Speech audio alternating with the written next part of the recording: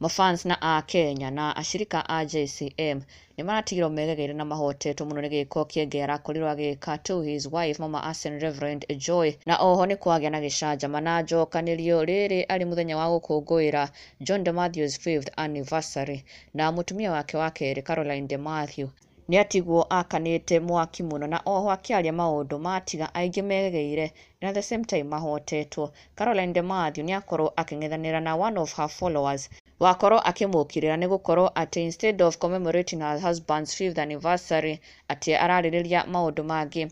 Na Caroline de Matthew nĩguo acoka kwĩyumĩria na gũkĩũria, was her life supposed to pause and stop, atĩ tondũ mũthuri wake nĩ akuire, agĩkiuga aca, life has to go on, na akiuga korwo nĩwe wakuire ena ũma John de Matthew by now would have already moved on. In fact, agĩkiuga he probably would have already married another woman.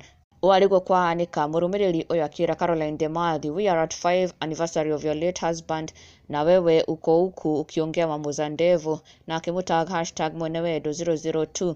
Na Caroline de Matthew amũcokeria na gũkĩmũria ulikuwa unataka nikufe pia, na ashoka gũshare the screenshot agĩkiuga can you let me be, maisha yangu isimame sasa. Na thutha ũcio aingĩra live na gũtheria ndeto ĩno agĩkiuga atĩ maisha make kana maisha ma anyone out there matibatiĩ kũrũgama atĩ cause they lost their partner. You mourn for a while, you suffer for a while, but you pick yourself back up na ũgathiĩ na mbere na maisha maku. Na rĩu kũrĩ Kiengei Bishop Ben na mũtumia wake, Kiengei nĩarakorirwo akĩgegia aingĩ rĩrĩ kũrarĩ na igongona rĩa kũhumba JCM priest the respective outfits kana robes iria magĩkĩraga.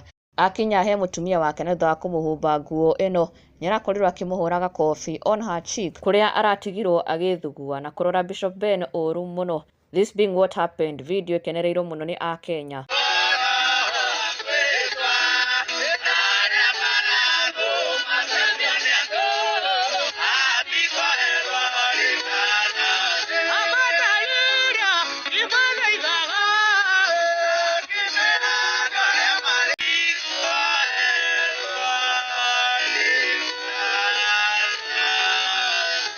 Na ndũgakĩriganĩrwo gũ-subscribe for the latest and trending Kikuyu celebrity news.